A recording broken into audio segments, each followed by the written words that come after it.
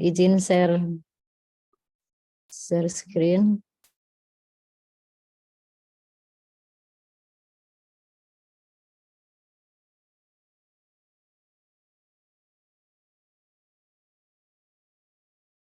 Apakah sudah terlihat sharing saya, Pak? Terima kasih. Jadi sore ini saya akan menyampaikan terkait otomasi urea handling. Yang di sini ureanya sudah jadi produk pupuk ya. Untuk diketahui Bapak-bapak, mungkin saya bukan teknik kimia jadi belum tahu kalau misalkan urea itu sedemikian dahsyatnya gitu. Kalau misalkan kita tidak menghandlingnya dengan baik. Selanjutnya,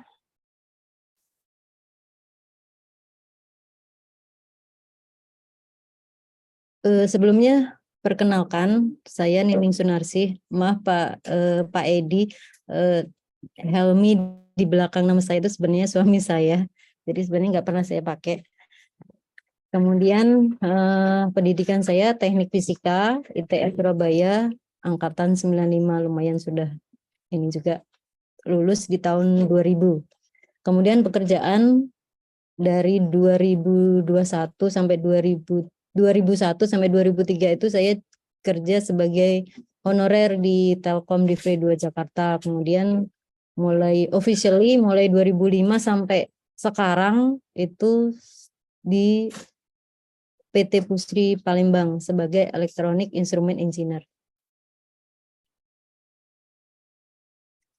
Dan untuk sharing saya sore ini agendanya terkait automasi urea handling, yang apa sih nanti definisinya akan saya terangkan juga, terus latar belakangnya apa menuju ke automasi urea handling itu, kemudian sedikit detail bagian dari automasi urea handling yang ada di kami, dan nanti juga ada kondisi setelahnya. Kondisi setelah adanya otomasi urea handling yang kami kerjakan, tim ya yang mengerjakan. Kemudian kendalanya selama pengaplikasian otomasi urea handling ini, dan pelajaran apa sih yang didapat selama pengaplikasian itu. Selanjutnya, pertama kali definisi dari otomasi urea handling yang kami maksud itu adalah adanya pemasangan automatic bagging dihubungkan dengan high level palletizing dengan serangkaian konveyor dan pelengkap lainnya. Mungkin kalau di industri lain automatic bagging itu sudah banyak terpasang gitu ya. Tapi untuk di pabrik pupuk khususnya di Indonesia, automatic bagging itu PT Pusri pertama kali yang masang. Meskipun sebenarnya sekarang sudah ada diikuti oleh PKT, terus kemudian PIM juga sudah masang juga. Terus untuk menuju ke pemasangan automatic bagging itu ada syarat-syarat yang harus dipenuhi dulu, bahwa awalnya karung urea kami itu punya standar panjang dan standar lebar, yaitu awalnya sebelum disamakan seluruh pupuk Indonesia, awalnya itu 1005 kali 590 mm. Untuk pengaplikasian automatic bagging itu harus dirubah menjadi 1040 kali 590 karena untuk memberi namanya tuh freeboard area yang mungkin nanti di belakang bisa bisa lebih jelas gitu ya, butuhnya kenapa ada perlu lebih panjang. Kemudian di karung urea di kami itu biasanya ada dua lapis. Yang pertama tuh woven, yang kedua itu plastik transparan gitu. Dan itu terpisah. Nah, kalau misalkan terpisah untuk diterapkan di automatic bagging, dipakai di automatic bagging itu tidak bisa. Jadi harus disatukan antara yang bagian luar sama bagian dalamnya. Itu disatukannya dengan namanya jahit ultrasonik. Kemudian yang ketiga, free flowing urea product. Seperti diketahui kalau misalkan urea itu suka yang tadi higroskopis, kalau misalkan agak lembab sedikit dia akan menggumpal. Itu kalau misalkan sudah menggumpal, kemungkinan itu agak mengganggu penimbangan, baik itu semi automatic maupun automatic bagging. Selanjutnya, latar belakangnya kenapa ada automatic bagging. Yang pertama, tuntutan peningkatan kapasitas pengantongan di area 2D khususnya. Di kami itu ada bagging storage di Pusri 34, bagging storage di area 2F, terus kemudian ada 2D yang eh, kami aplikasikan ini namanya di area bagging storage area 2D. Mungkin sebagai informasi aja itu Pak, Bapak-Bapak dan Ibu. Kemudian selama ini kalau untuk pengantongan semi automatic bagging itu membutuhkan banyak tenaga pengantongan. Kalau di bagging itu biasanya ada 4 orang, 1 standby, kemudian di palletizing untuk penataan karung di paletnya itu butuh 2 orang dan 1 nanti standby. Semuanya dilakukan by orang, baik pengantongan ataupun pemaletan. Selanjutnya kalau misalkan di manual semi automatic bagging itu di apa namanya dikonekkan dengan mesin jahit. Sama sih sebenarnya di automasi ora handling itu pun juga disambungkan dengan mesin jahit juga. Cuma kalau misalkan automatic bagging otomatis by mesin gitu. Kalau yang semi automatic itu by orang, dan itu karena mengejar apa namanya target gitu, biasanya agak cepat, jadi agak kurang terpantau ini hasil terapian jahitan. Maaf, saya pindah tempat sebentar karena kemungkinan nanti di sini akan berisik. Sebentar aja.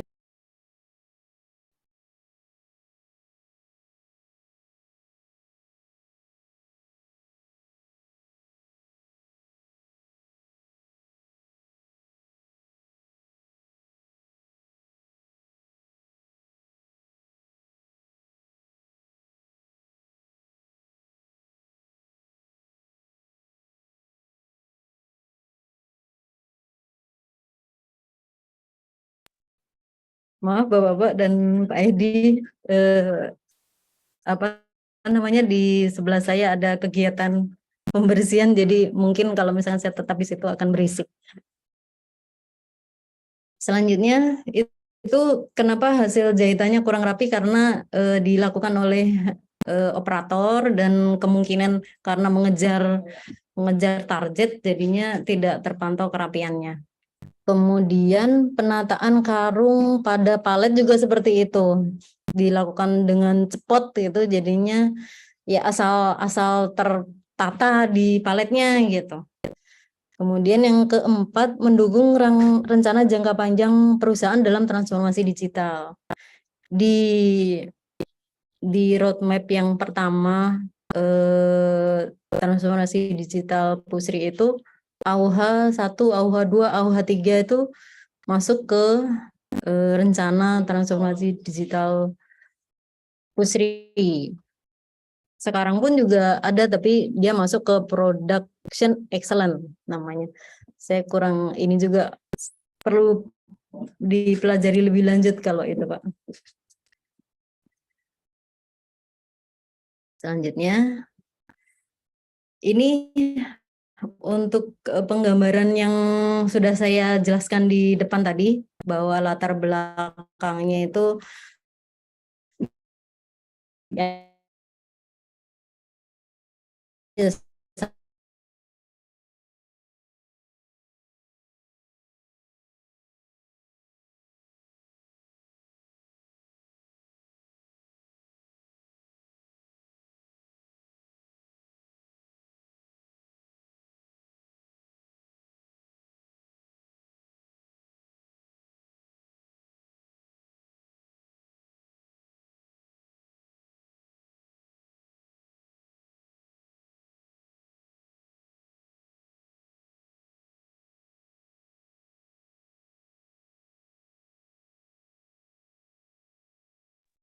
Speakernya di mute ini, Bu.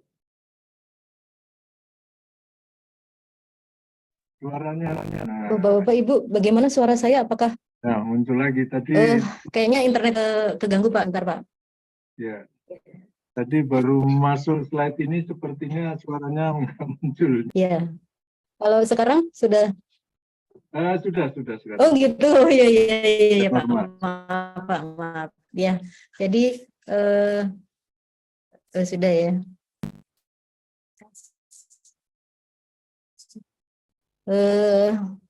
Sudah normal ya Pak ya. Jadi ini secara foto-fotonya gitu seperti yang saya jelaskan di depan tadi, ini foto-foto real sebelum diterapin.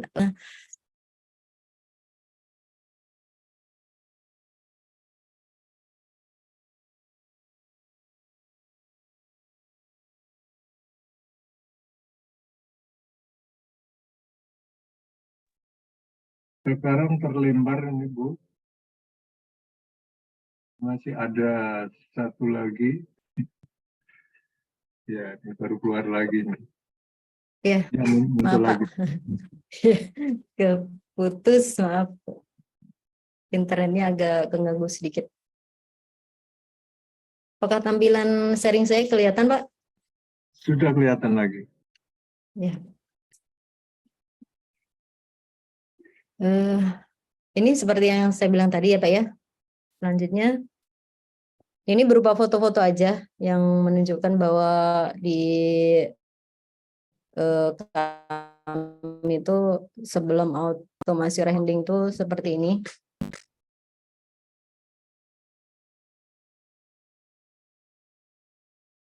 Nah, ini bagian-bagian dari automasi handling. Sebenarnya ini di kami itu sudah kedua ya Pak automasi handlingnya. Tapi ini yang saya terangkan di sini yang pertama. Yang komponennya berupa yang pertama bagian yang dikotakin angka 1 itu bagian dari automatic bagging system. Automatic bagging system. Nanti setelah gambar ini saya sedikit terangin bagian-bagiannya apa aja. Selanjutnya yang kedua itu sewing mesin. Ini komponen mekanis sebenarnya. Banyakkan komponen mekanis sebenarnya di sini. Tapi nggak apa-apa karena ini masuk dalam satu project, saya sampaikan aja. Kemudian yang ketiga ini namanya back turner conveyor. Nanti di belakang juga saya jelasin satu persatu. Ini untuk menjelaskan bagian-bagiannya aja. Ini namanya check wire dan back rejector. Yang kelima ini incline dan pivot conveyor.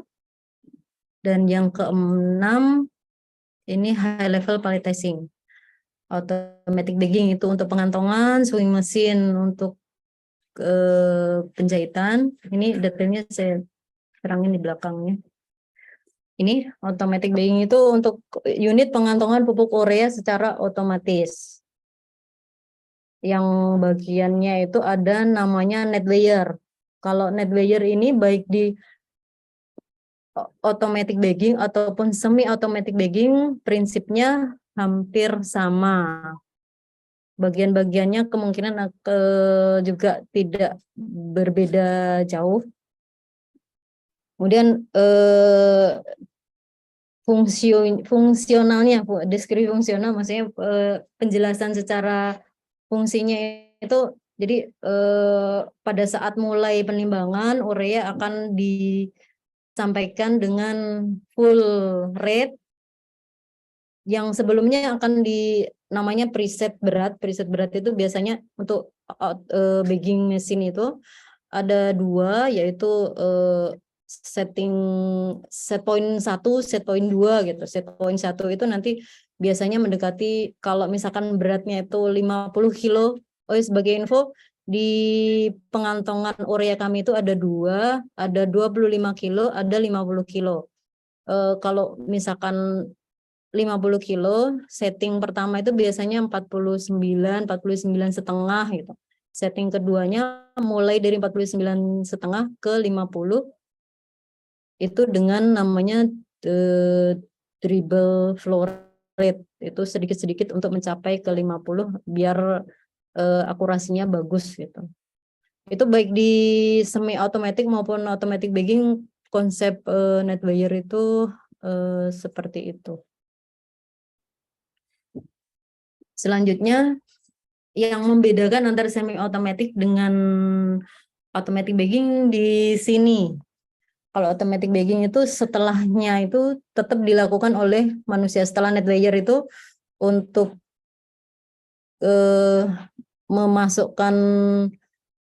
memasukkan urea ke karung, terus menjahit, menyampaikan ke palet itu by operator.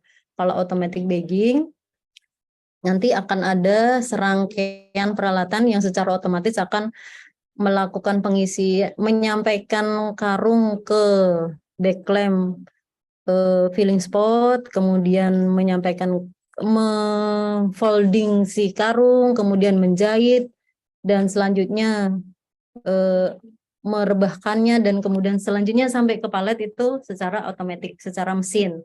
Manusia hanya men-setting di awal dan menjaga agar alatnya bisa berjalan dengan baik.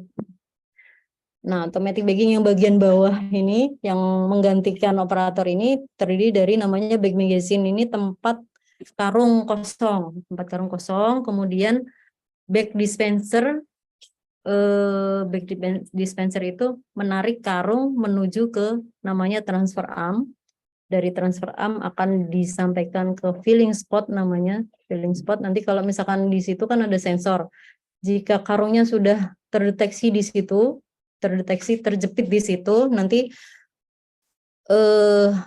urea yang ada di NetWire di atas dia akan diturunkan ke bawah ke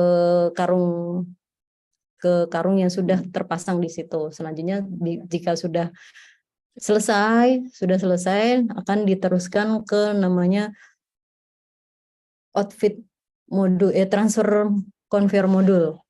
Selanjutnya ditekuk di situ, dijahit. Setelah dijahit nanti akan dilakukan pemberian kode. Ini sebenarnya di belakangnya yang saya terangkan ya. Nah ini namanya setelah terisi nanti di namanya transfer conveyor disampaikan ke sewing mesin. Sewing mesin pun juga kerjanya secara otomatis karena di situ ada sensor yang akan mendeteksi bahwa di situ ada karung yang harus dijahit ya toh. Nah, itu nanti secara otomatis akan menjahit. Setelah dijahit, benang setelah itu kan harus diputusin. Nah, itu secara otomatis juga. Setelah dari mesin jahit diberi kode namanya backcode printing, tapi nggak saya jelaskan di sini karena itu hanya semacam pemberian kode aja. Setelah dikasih kode, dia akan jadi pada saat pengisian tadi kan posisi karungnya posisi berdiri. Untuk menuju ke check wire itu harus posisi horizontal. Nah, itu dirubah oleh yang namanya back turner conveyor. Nanti mungkin di belakang ada videonya bisa memperjelas. Selanjutnya setelah dari back turner conveyor itu si karung akan melalui check wire dan back rejector. Check wire itu ngecek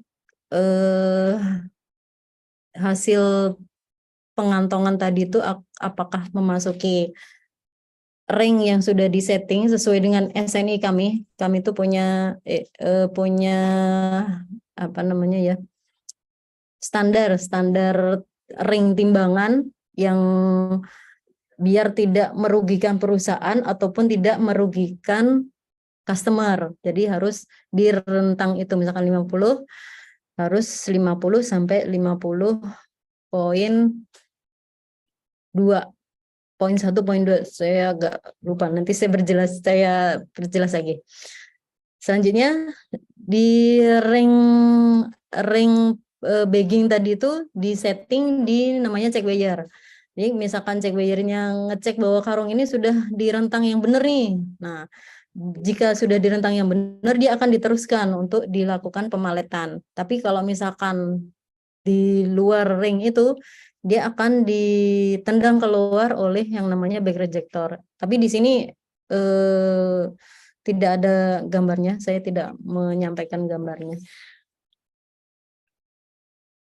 Selanjutnya, setelah dari cek wire akan disampaikan ke pallet testing dengan menggunakan incline conveyor ataupun pivot conveyor.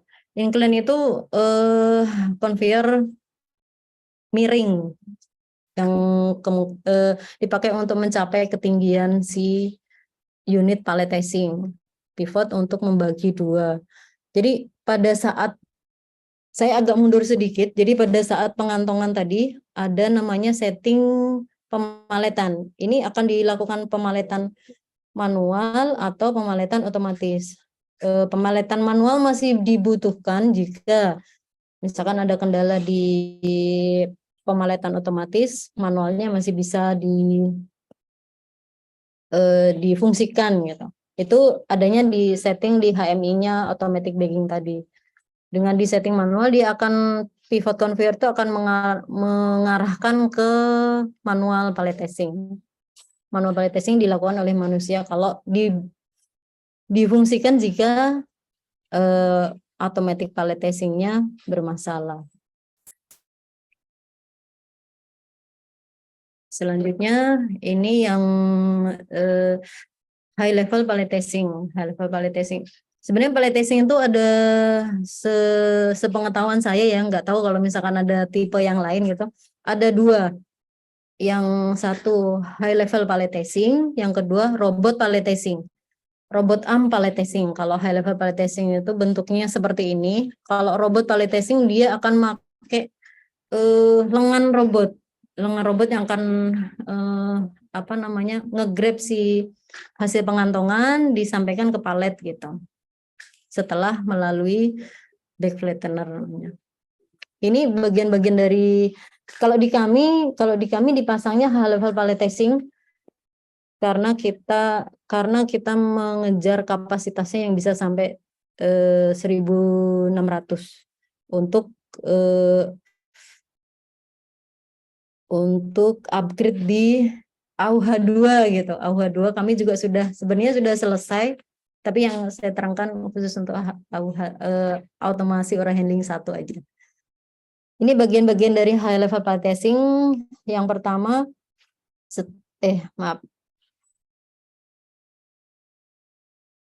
Yang pertama back in fit. Jadi kalau misalkan tadi di depan itu di setting menuju ke pallet testing kan pivotnya mengarah ke pallet testing manual automatic pallet testing. Jadi di sini setelah nomor 1 itu setelah pivot conveyor.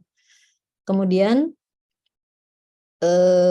nomor 2 empty pallet feeding ini untuk memasukkan palet kosong. Untuk memasukkan palet kosong biasanya menggunakan forklift. Di sini biasanya ada 5 tumpukan palet kosong maksimal. Ini harus dimasukkan dulu kalau misalkan ini areanya diganggu sama palet, biasanya agak terganggu. Tapi kalau orangnya masuk ya, tapi kalau misalkan si mesin paletnya kayaknya nggak apa-apa memasukkan si palet kosongnya dalam proses pallet testing. Selanjutnya yang nomor 3 itu pallet testing. Pallet testing. Tapi tadi nomor 1 itu ada 2 bagian ya. Yang pertama back in fit itu di nomor 1, terus kemudian ada yang belakangnya setelahnya itu ada back flattener. Back flattener itu sebelum ke pallet testing dia akan ditekan dengan fungsi mekanis sih, fungsi mekanis. Dia akan bekerja juga berdasarkan sensor. Jadi kalau misalkan ada karung yang menuju ke situ, dia akan berfungsi untuk menekan. Kemudian selanjutnya ada back turner yang ini. Kelihatan nggak ininya apa namanya? Atau saya kasih pointer ya? Maaf. Ini yang ini tadi back flattener, yang ini back turner. Jadi dalam satu pemaletan itu ada pola yang biar dia saling mengunci gitu antara baris pertama, baris kedua gitu. Jadi masing-masing baris tuh harus ada pola penataan karungnya.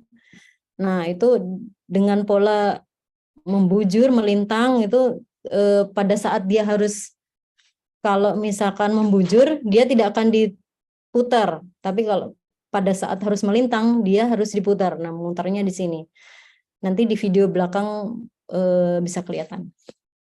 Selanjutnya pemaletannya ada di sini. Kalau misalkan ada karung di sini, namanya back pusher, dimasukkan ke table namanya ini. Table palletizing. Jadi kalau untuk pola pemaletan itu ada settingannya berdasarkan keinginan user. Jadi kalau di kami itu satu palet itu untuk 50 isinya 1,5 ton. 1,5 ton itu dengan 50 kilo berarti ada 30 bag. 30 bag dengan per lapisan itu ada 5, ada 6 tumpuk, 1, 2, 3, 4, 5, 6 dengan pola yang saling silang gitu. Nanti di video mungkin bisa lebih jelas. Setelah terisi, dia akan disampaikan ke fill pallet outlet namanya di sini. Kemudian ada pallet discharge. Nah, di pallet discharge ini maksimal hanya berisi 3 palet. Kalau misalkan sudah berisi 3 palet dan ternyata belum diambil sama forklift, sistemnya akan berhenti dari palletizing sampai ke belakang di bagging. Nah, itu yang masih dibutuhkan operator di sini untuk mengawasi itu. Jadi untuk mengatur si forkliftnya untuk segera mengambil biar tidak menghentikan sistemnya.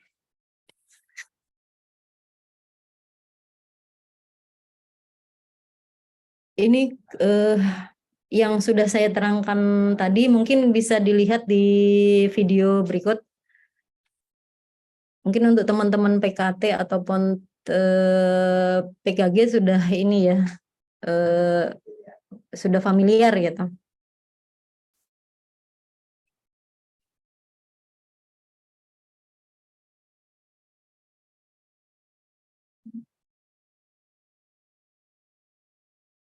Ini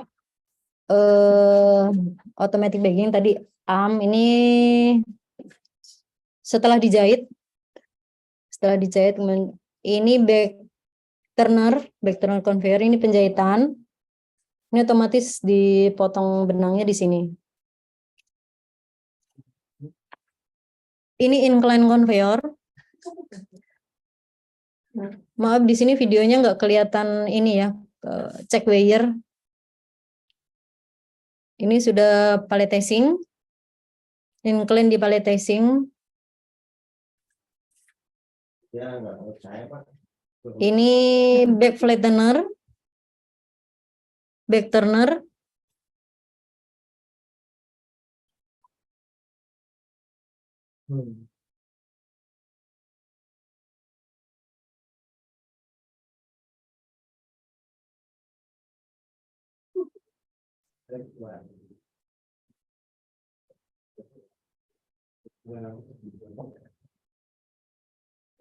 Ini fill outfit conveyor.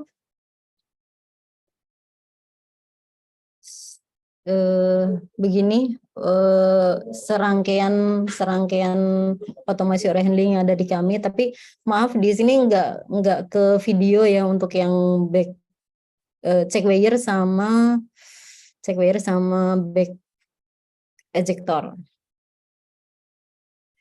Ini kondisi kami setelah dilakukan otomasi ore handling.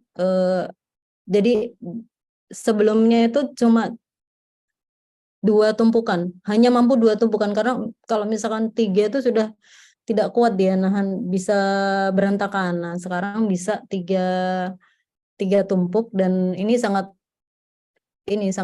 menghemat tempat gitu jadinya. Harusnya biasanya 2 kali berapa gitu, ini bisa 3 tumpuk. Kemudian kerapian dan kebersihan juga terjaga. Selanjutnya teknologi di Pusri juga meningkat gitu. Kita punya automatic bagging dan automatic palletizing.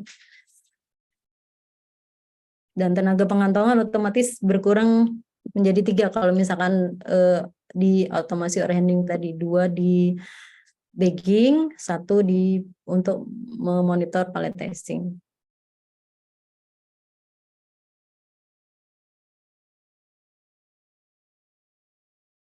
Kemudian setiap teknologi baru yang diterapkan pasti kita harus belajar gitu, dan pasti ada masalah gitu, karena kita sambil belajar sambil mengoperasikan gitu. Itu selalu banyak kendala. Salah satunya tuh yang sering banget terjadi itu sensor yang bermasalah karena kontaminasi debu. Kontaminasi debu itu harus rajin-rajin membersihkan, kalau enggak dia tidak berfungsi karena sistemnya kebanyakan fotoelektrik sama proximity. Proximity untuk di yang tadi, sama fotoelektrik itu untuk sensor karung yang akan melintas. Terus di V-belt pada folding system yang cepat aus dan putus. Ini juga sering banget terjadi. Kami belum menemukan solusi ini. Kenapa cepat banget, atau memang kualitasnya, atau memang ini kami sedang mempelajari masalahnya di mana. Kemudian vakum yang sering tidak berfungsi. Vakum ini baru aja kami hipotesa ya, karena itu dia vakum dan urea itu memang berdebu gitu. Vakum otomatis akan nyedot debu ke dalam jalur udaranya, itu mungkin buntu atau gimana gitu, jadi makanya sering tidak berfungsi. Kemudian jika produk urea itu tidak fresh, seperti yang saya bilang di awal tadi, dia akan mengganggu penimbangan. Misalkan kalau fresh dia akan lancar menuju ke timbangannya, tapi kalau misalkan dia sudah menjadi gumpalan-gumpalan gitu agak mengganggu, jadi akurasinya jadi tidak bagus gitu. Ini salah satu contoh vakum yang tidak berfungsi ya.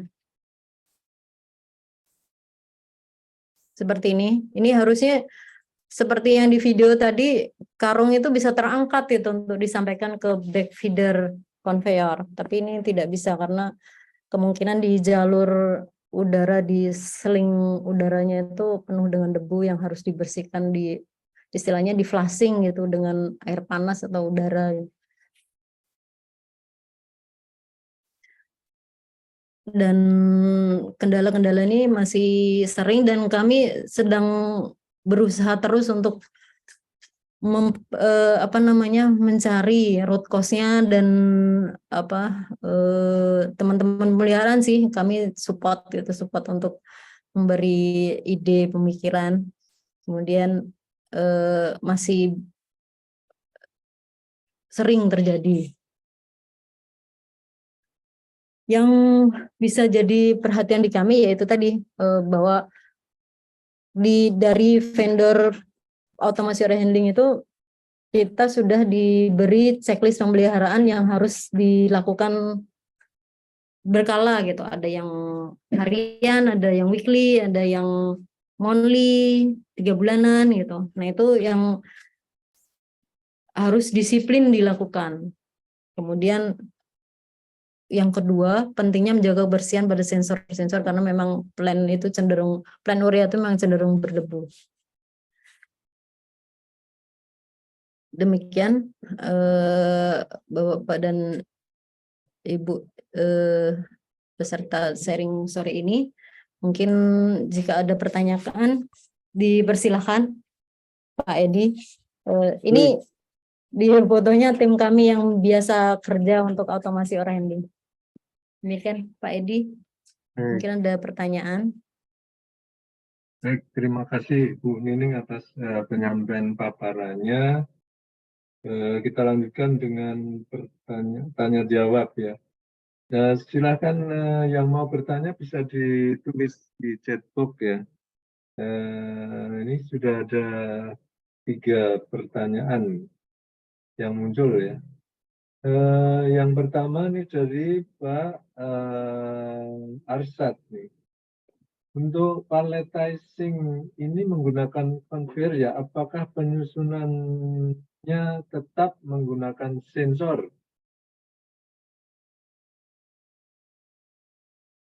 Silakan Bu.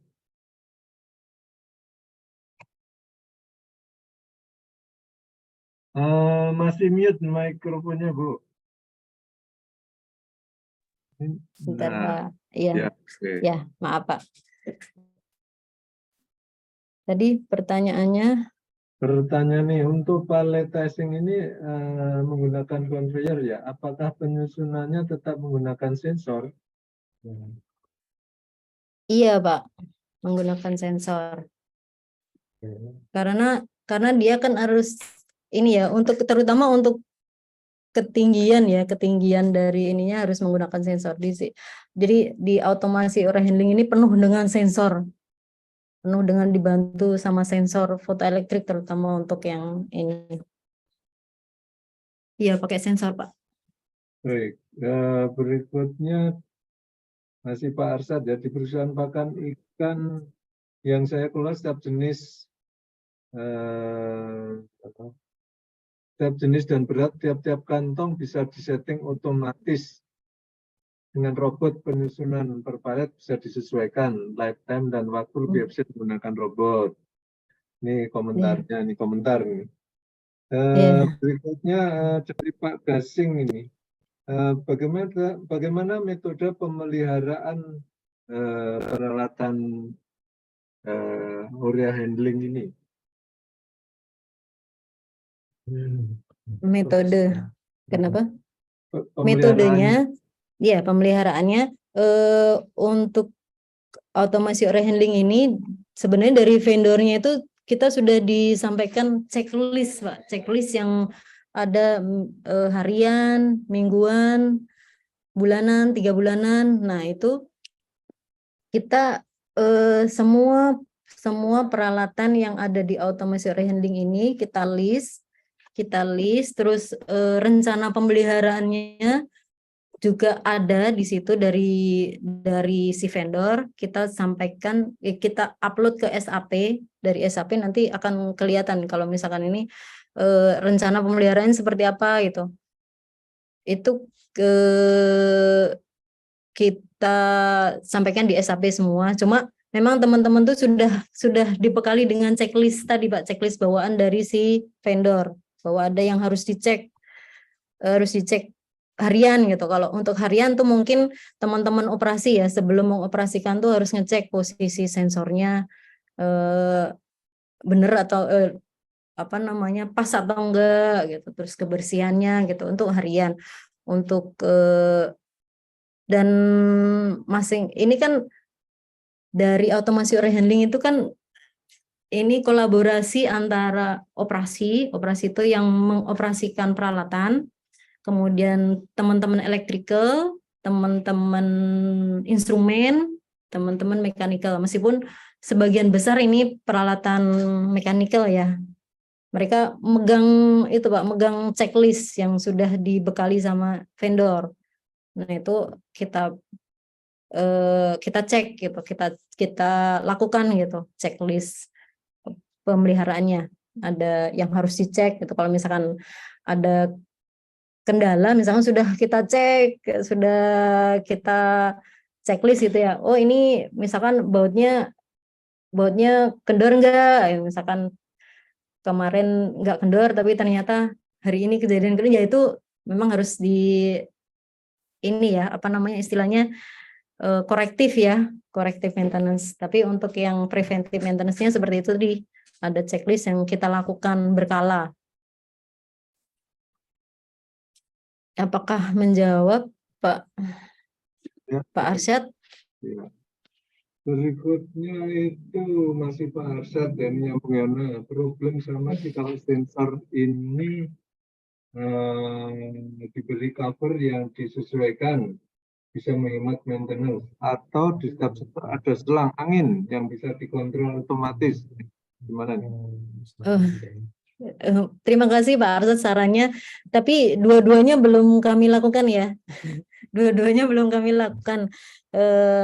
Yang kalau di cover itu belum sih. Kami masih ini ya, masih mungkin perlu komunikasi sama vendornya, mengganggu nggak nanti fungsinya gitu, atau mungkin kita pelajari ke depan kita cover. Tapi kan cover, tapi mungkin yang kalau misalkan di cover depan kan berarti mengganggu sensor ya Pak, kalau misalkan di bagian depan gitu, karena kan ada reflektor, sensornya tuh pakai reflektor gitu. Jadi untuk cover mungkin bagian bodinya aja gitu.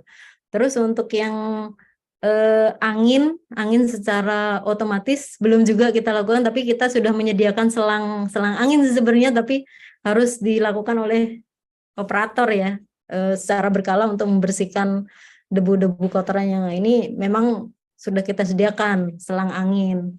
Tapi untuk otomatis belum, Pak. Terima kasih sarannya, ini mungkin perlu kita pertimbangkan ke depan sama teman-teman. Baik, ini ada muncul baru dari Mas Amar Jibal Balat nih. Salam Ya. kenal Bu, perkenalkan nama saya Amar dari Universitas Kauripan Kediri. Oh Teknik ya, elektro, kebetulan saya memiliki pengalaman seputar conveyor. Untuk ya, permasalahan yang dipaparkan seperti vakum yang gagal fungsi dan sensor sering gagal komunikasi. Paling saya hanya ya. bisa memberi solusi yang sekiranya bisa diterapkan. Untuk sensornya diberikan fan dan untuk vakumnya diberikan dua sistem, yaitu blower dan vakum. Jadi saat mesin Oh, sistem melakukan vakum, maka secara otomatis akan menjadi blower untuk membersihkan dirinya sendiri. iya, iya, iya, iya. Dari Mas Amar Jibal Balat nih, rajin ikut. Ya. Nah, Terima kasih. Ya, ya muncul lagi pertanyaan dari Pak Ahmad Jamiur Rahman. Izin ya. bertanya, berarti di Departemen Otomasi Handling ini mencakup bidang mekanik, elektrikal, elektronika, dan instrumentasi ya Bu? Apakah semua anggota tim tersebut harus menguasai basic dari semua bidang? Terima kasih. Ya. Boleh saya jawab Pak? Ya, Untuk silakan. Pak yang dari Kediri tadi, Pak siapa, maaf Pak? Oh, Ammar Jibal Oh, Balat. ya Pak Amar, terima kasih sarannya. Mungkin nanti sama-sama sama teman-teman mungkin perlu kita ini ya, pertimbangkan ininya apa namanya, ide yang bagus gitu, nambah blower gitu untuk membersihkan dirinya sendiri gitu. Ini karena kita masih belum nemu nih jalur udaranya tuh lewat mana, terus sistemnya seperti apa, masih karena ini relatif baru, jadi kami masih mempelajari sistemnya secara pelan-pelan. Meskipun kalau dari vendor itu memang training, tapi trainingnya secara general ya, tidak detail satu-satu ini. Tapi terima kasih Pak sarannya, akan kami pertimbangkan. Kami coba pelajari gitu sama teman-teman untuk ini, untuk masalah sensor dan vakum tadi. Kemudian untuk Pak Ahmad, kebenaran ini sebenarnya bukan ini ya Pak ya, bukan departemen ya, tapi proyek Pak. Kami proyek yang multidisiplin.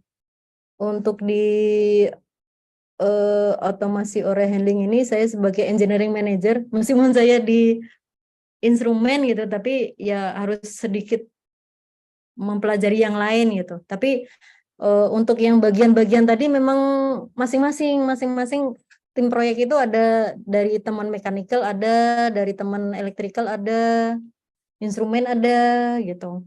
Sipil ada, karena ini kan butuh fondasi ya. Sipil juga ada gitu Pak Ahmad. Jadi memang harus sesuai dengan kompetensinya masing-masing. Ini proyek multidisiplin. Itu Pak, dari untuk yang proyek otomasi handling. Baik. Itu Pak Edi. Berikutnya pertanyaan dari Pak Kamarudin.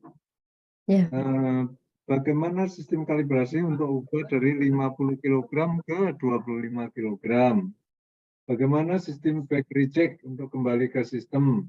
Karena sebenarnya sistem packing pupuk konsumen hampir sama. Kebetulan pernah di pabrik semen nih Pak Kamarudin. Iya.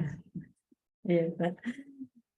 Untuk kalibrasi sama untuk 50 25 itu masing-masing ya Pak.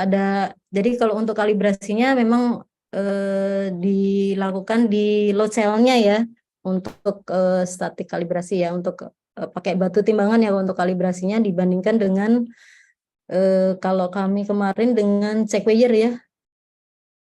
Nah, kalau untuk merubah dari 50 ke 25 itu dari sana kita memang sudah minta bahwa sistemnya harus bisa untuk menimbang 50 dan 25. Jadi dari sana sudah tersetting ada resep, namanya resep ya, resep untuk misalkan kita mau penimbangan 50 gitu. Nanti sistemnya akan secara otomatis menyesuaikan. Kecuali yang ininya ya, yang mekanisnya ada beberapa yang harus disetting manual.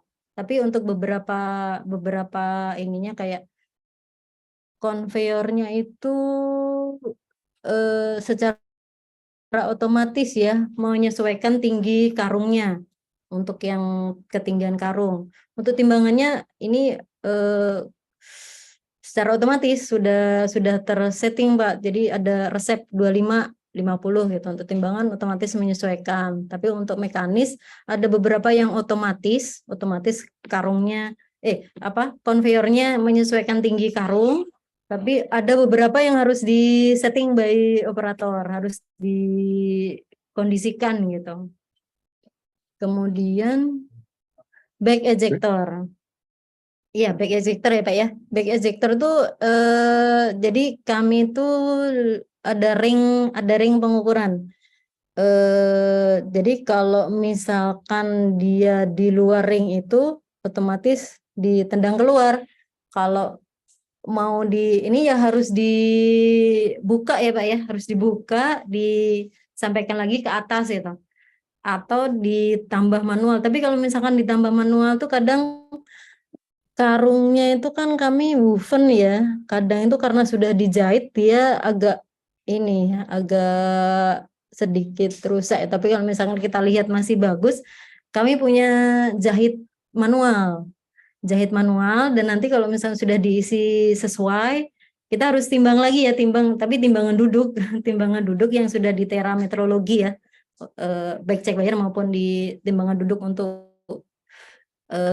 konfirmasi beratnya sudah sesuai sama ring tadi, kita kembalikan manual ke line untuk menuju ke pallet testingnya Pak. Seperti itu. Manual sih, masih manual untuk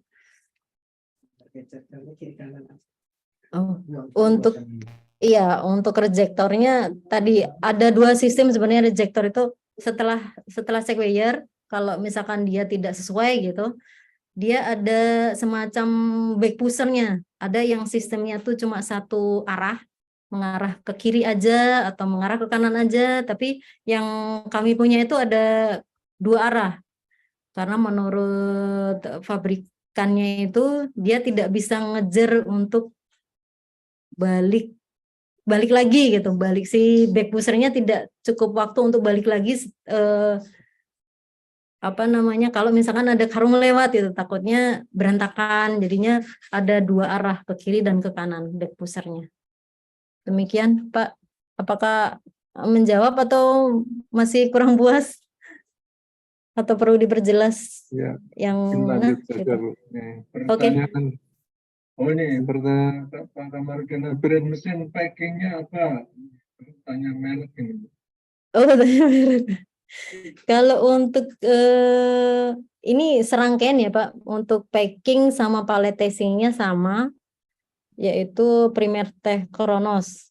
Sebenarnya banyak merek ya, ada Static Binder, ada Aventus, ada ada Kronos ini pendeknya Kronos tapi panjangnya Primer Tech Kronos. Baik. Berikutnya dari masih Pak Arsyad ini. Ya. Ini full SCADA atau pakai program lain? PLC, Pak. Oh, PLC ya. Ya. Oke. Berikutnya dari Pak Ilham Harimukti. Perkenalkan, saya Ilham Harimukti, alumni Teknik Instrumentasi ITS. Mohon izin bertanya, apakah ada sistem redundansi otomatis pada motor konveyor? Jadi apabila motor satu tidak dapat bekerja, maka ada motor cadangan yang siap membackup. Terima kasih. Mungkin siasat kami hanya ya menyediakan spare part, Pak. Menyediakan spare part untuk motor-motor yang kritis ya. Motor yang kritis kita sediakan spare part-nya.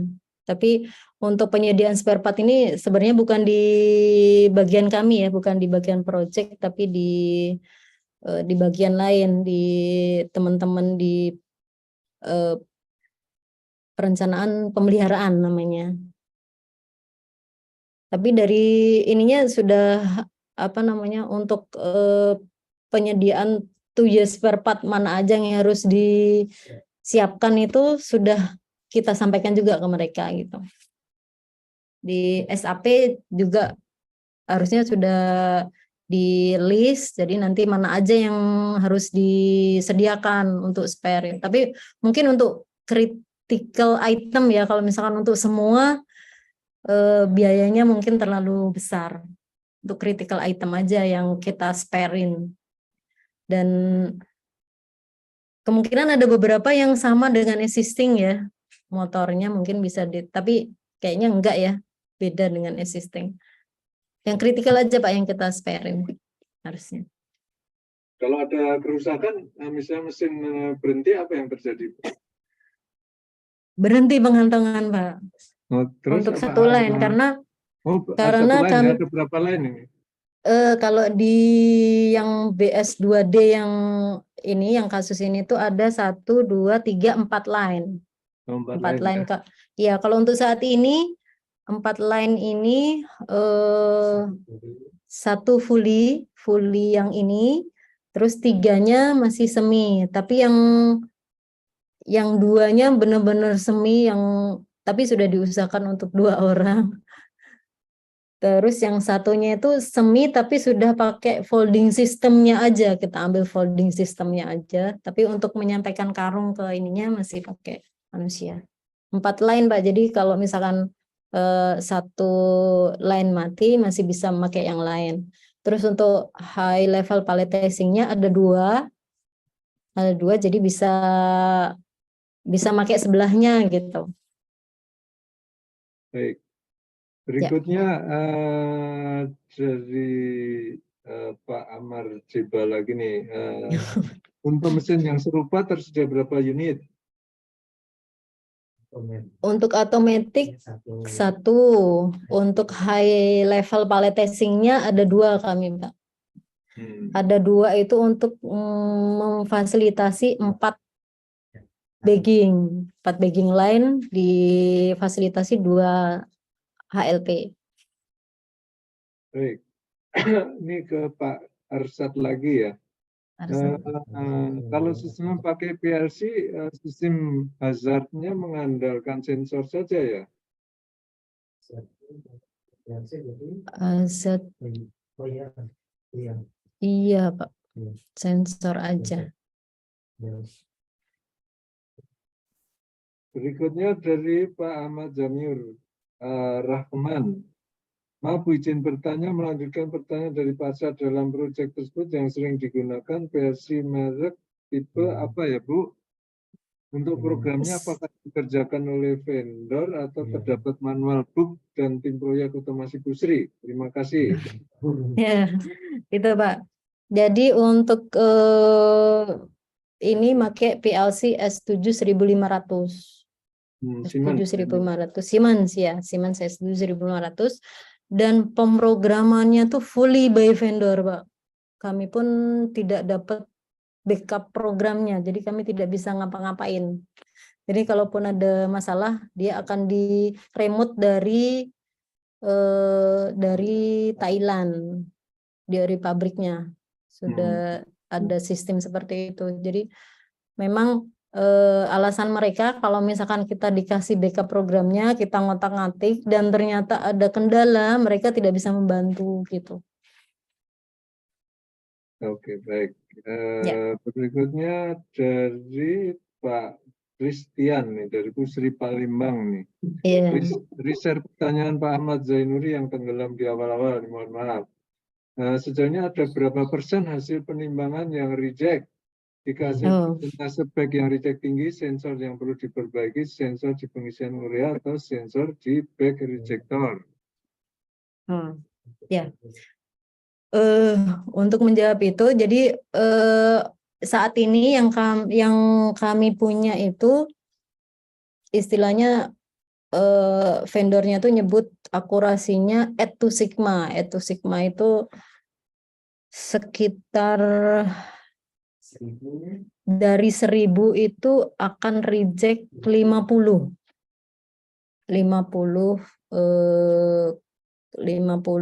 back. Kalau lebih dari itu kita akan lihat baggingnya dulu, akurasi baggingnya benar atau enggak gitu. Sebenarnya menurut info vendor itu mereka punya automatic calibration istilahnya, tapi kayaknya tidak diaktifkan. Jadi kalau misalkan dia ini harus disambungkan ya antara check weigher ke baggingnya gitu, tapi kayaknya nggak diaktifkan itu. Yang harus dicek pertama kali bagging weighernya atau perlu dikalibrasi atau salah setting timingnya itu ada yang kecepatan pada saat penimbangan atau gimana gitu, arahnya ke sana.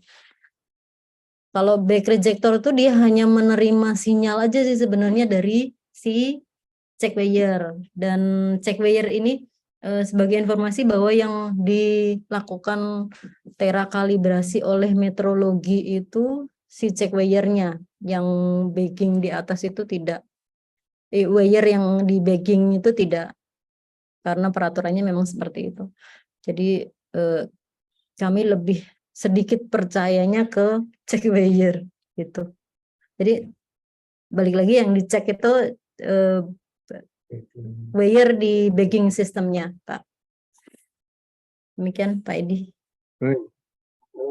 Berikutnya dari Mas Amar tiba lagi. Ya.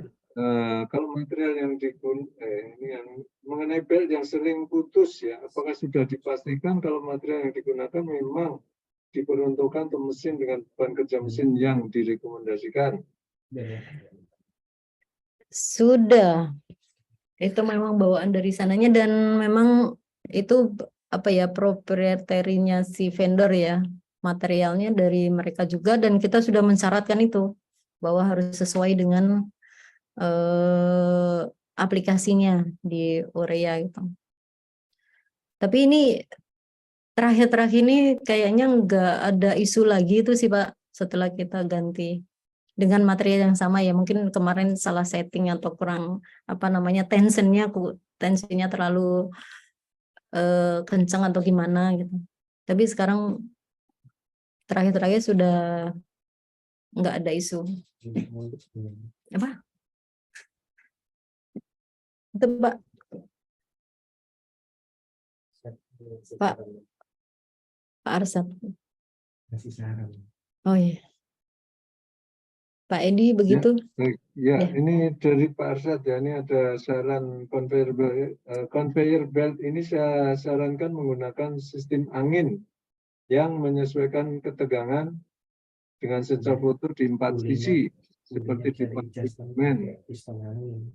Oh, di mananya Pak? Di pabrik garmen itu pakai itu katanya nih. Jadi pakai conveyor menggunakan sistem angin yang menyesuaikan ketegangan. Ketegangannya dilihat dengan sensor foto di 4 sisi. Bentar, conveyor di bagian conveyor yang bagian mana ya Pak? Ini kan banyak ya. Ada closing conveyor di di setelah outlet bagging tadi, ada yang back turner conveyor, ada yang incline.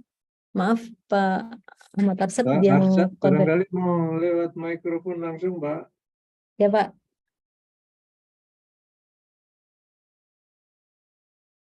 Pak Arsyad, silakan Pak.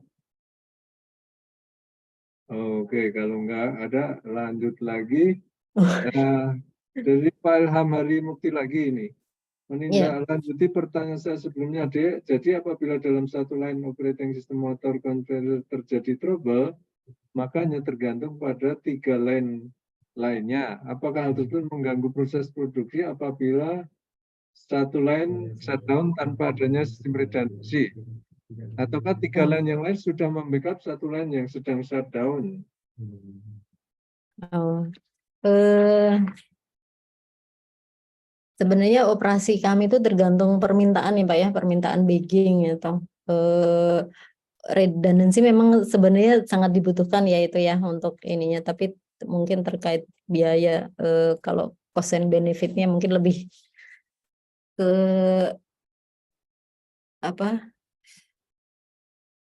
Sebenarnya kapasitas pengantongan di 2D masih cukup sih, masih cukup kalau misalkan salah satu line-nya tuh terganggu gitu.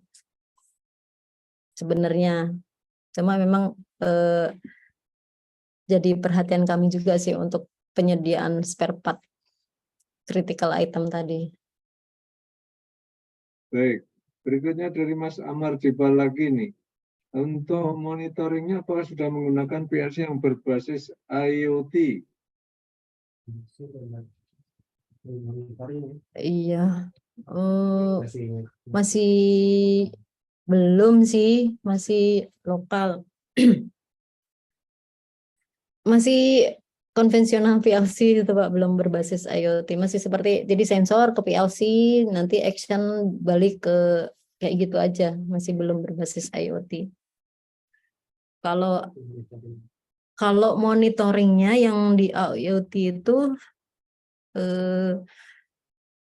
kami bukan secara keseluruhan sih ya, tapi ada beberapa yang indikasi yang kami kirim ke cloud gitu untuk monitoring secara continuous dan real time gitu. Tapi satu bagian aja di line itu, check wear yang kami sudah sudah bisa dipantau dari jauh, sudah dipantau via internet itu bisa, tapi tidak semuanya.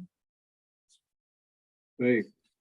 Berikutnya pertanyaan dari Pak Dasri. Izin bertanya, Pak, conveyor bisa diaplikasikan penggerak tenaga surya untuk menghemat beban listrik dan apakah kendala terberat antara sistem manual dengan otomatis dalam pengoperasian? Terima kasih. Sel surya kita masih untuk penerangan di komplek ya Pak ya, untuk sistem pabrik belum mengarah ke sana di kami. Jadi kami studinya masih untuk penerangan komplek. Kemudian yang kedua tadi kendala yang auto dulu ya Pak ya. Kendala yang manual dulu. Kalau manual itu yang tadi hasil orangnya tuh banyak, 4 orang itu lumayan gitu biaya untuk operatornya. Kemudian hasil jahitan tidak rapi, kemudian akurasi kadang itu sebenarnya tidak ini ya, sebenarnya ini hanya suuzon tidak bisa dijadikan ini acuan ya. Akurasinya tuh kadang karena mengejar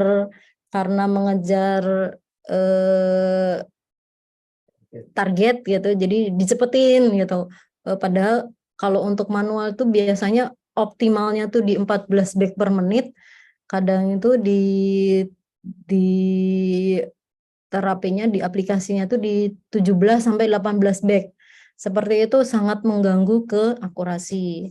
Tapi itu zaman dulu. Sekarang udah nggak lagi.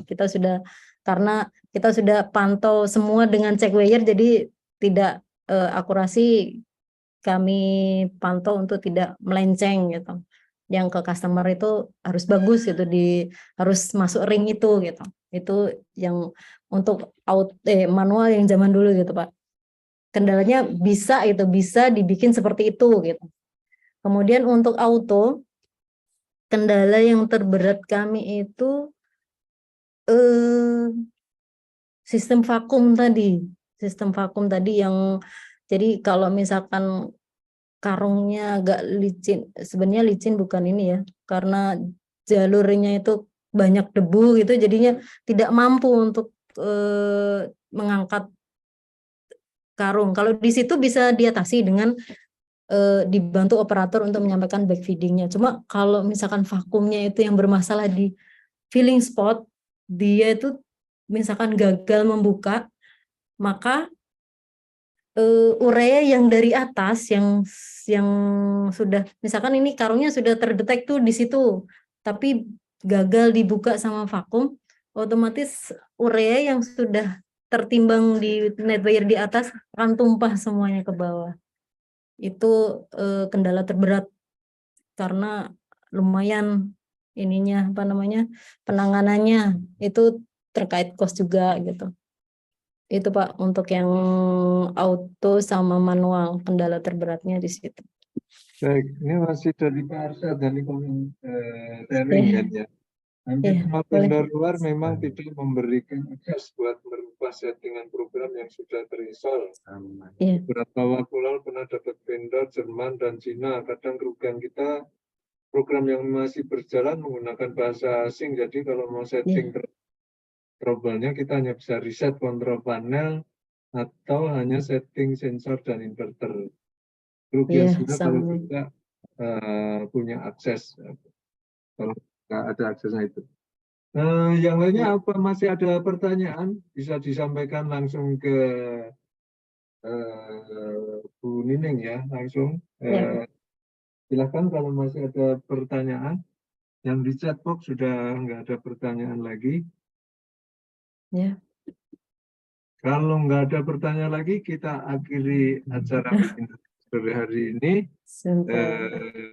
Sekali lagi atas nama Badan Kejuruan Teknik KPI mengucapkan terima kasih kepada Bu Nining yang sudah menyampaikan paparannya, menjawab pertanyaan-pertanyaan, juga sharing tadi ya dari bapak-bapak nih yang juga memberikan sharing pengalaman pengoperasian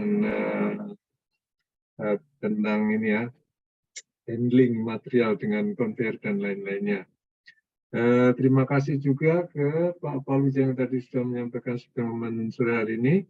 Terima kasih kepada Ibu dan Bapak-Bapak sekalian yang sudah bergabung di acara kita sore hari ini. Kita lanjutkan acara kita minggu depan ya, Selasa, Rabu sore minggu depan. Mohon maaf kalau ada banyak hal yang kurang berkenan, tetap waspada dengan protokol kesehatan. Salam sejahtera dimanapun berada. Terima kasih. Wassalamualaikum warahmatullahi wabarakatuh. Waalaikumsalam warahmatullahi Salam, wabarakatuh. Pak Edi. Ya, makasih. Saya mahasiswa Bapak Pak Ping 2005. Oh iya, oke, baik. Mari Pak, izin live Pak. Ya, sehat-sehat selalu.